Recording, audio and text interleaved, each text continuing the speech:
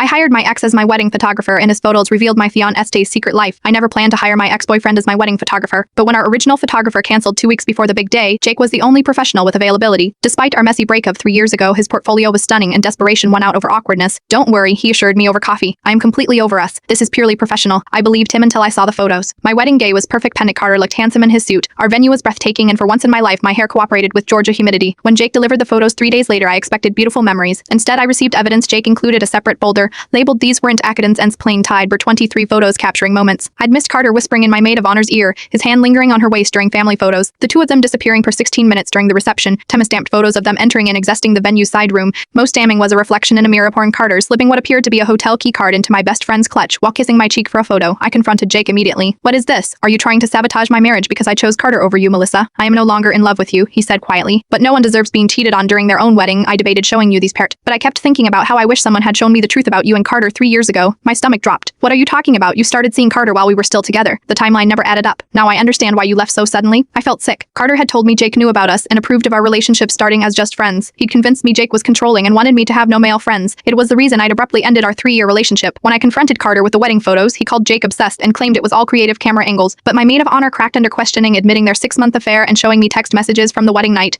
"Once this honeymoon charade is over, we'll figure out our exit plan." Yesterday, I filed for annulment. Today, I returned to Jake's studio with the wedding photos and an apology 3 years overdue. He accepted both graciously, then showed me his engagement photos from last month. His fiancée Arifat looks kind. "Aren't you going to say I told you so?" I asked. "No," he replied, "but I will say this: pant into returning your deposit. Use it to start your new beginning." Sometimes the person you think is trying to ruin your life is actually saving you from a much longer disaster, and sometimes clarity comes through a lens you never expected to trust again.